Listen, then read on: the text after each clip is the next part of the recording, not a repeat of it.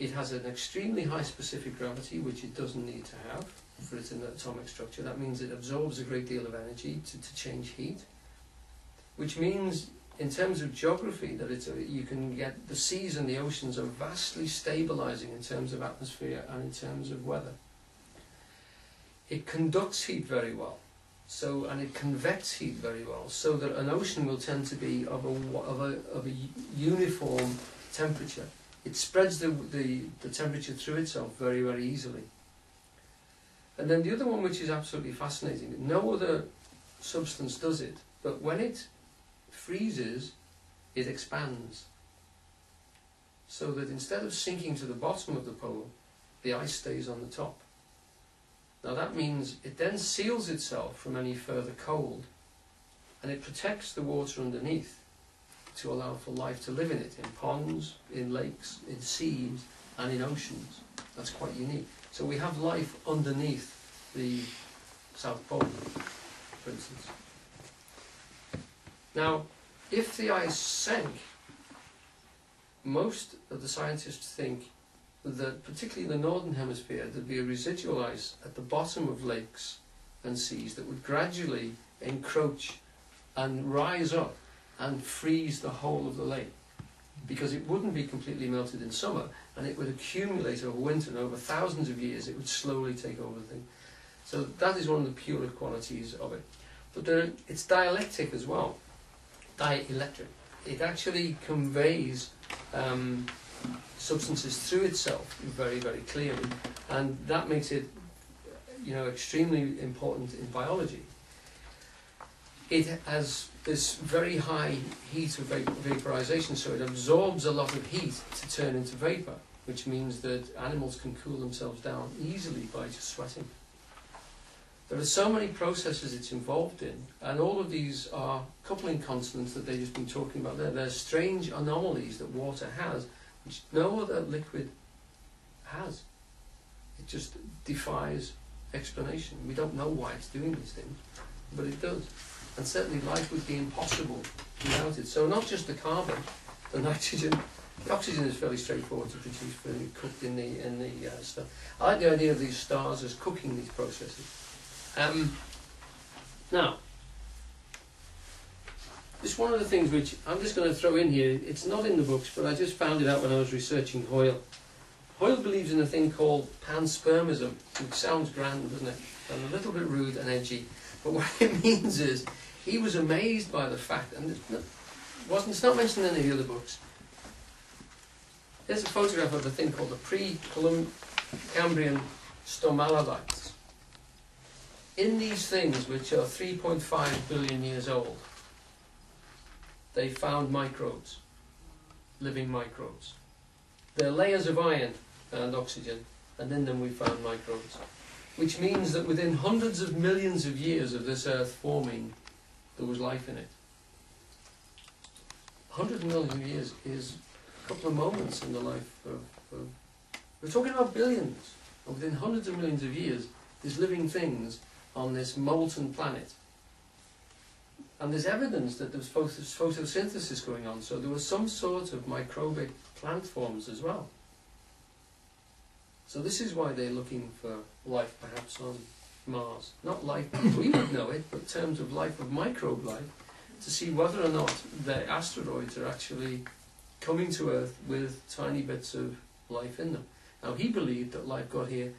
To get there that fast, to colonize a planet, it isn't generated by the chemistry, it's generated by some form of microbe landing in an asteroid or something like that. It was his suggestion. And where have they come from? It just backs up the question, doesn't it? Yeah. It's turtles within turtles. It's another turtle underneath the turtle. Okay, right. So I'm just conscious of the time. Right. Now this is I want to give you a little bit of Barrow and Tipler because they're a bit more scientific. But you might want to actually tackle them, and it's off-putting. Without a doubt, I can recommend the Goldilocks and Ingrid. Everybody here would be able to tackle that really well. You would be able to tackle most of the Barrow and Tipler because they write very well, but there's just so much maths in it that they do. But they're proving a point. They're trying to get across a point. By the way, Tipler and Barrow are religious. Barrow is nonconformist, and I think Tipler is a Christian of some denomination. Hoyle wasn't, as I say, and Paul Davis, the one who wrote the Goldilocks Enigma, classes himself as an agnostic. Okay, would anyone like to read the Barrow and Tipler quotations? I'll do it then. I only do it because I just think you must get tired of my voice. The early investigators of the constants imposed upon the constraints placed upon the constants of nature by the requirement that our form of life exist produced some surprising results. It was found that there exist a number of unlikely coincidences between the numbers of enormous magnitude that are superficially and completely independently, moreover. These coincidences appear essential to the existence of carbon-based observers in the universe. That's the thing that Hoyle brought out. Now, a lot of cosmologists have said, well, does life have to be based on carbon? And there are suggestions that you might have nitrogen-based life systems, but no one can completely follow it through. Carbon is quite a unique element, again, like the others. It has lots of isotope forms. Carbon-14 is very common in organic product.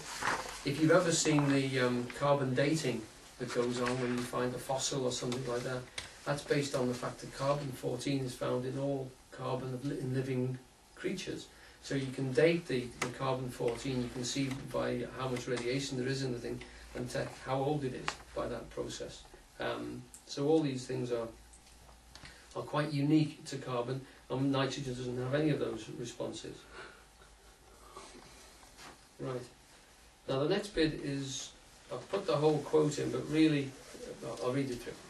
Invariant properties of the natural world and its environmental components, which render the gross size and structure of virtually all its constituents, are quite inevitable. The sizes of stars and planets, and even people, are neither random nor the result of any Darwinian selection process from a myriad of possibilities. These and other gross features of the universe are the consequences of necessity. They are manifestations of the possible equilibrium states between competing forces of attraction and repulsion. The intrinsic strengths of these controlling forces of nature are determined by a mysterious collection of pure numbers that we call the constants of nature. I put that in because I was just amazed that the cosmology governs the size of creatures on the planet purely by the gravity that's involved. You know, if we were twice as big, the size of elephants, then our bodies couldn't function in the same way. We look pretty much the same shape as elephants. And as dinosaurs got bigger, they had to be water creatures because they couldn't support their own weight. And that things like mice can have little tiny skinny legs. Whereas, mind you, there's quite a few humans with skinny legs, so I mean, that's not the only contender, but it just fascinated me that there are necessary forces in the cosmos which govern even the size of us. The holy grail of modern physics is to explain why these numerical constants, qualities like the ratio of the proton and the electron masses, for example, have the peculiar numerical values that they do.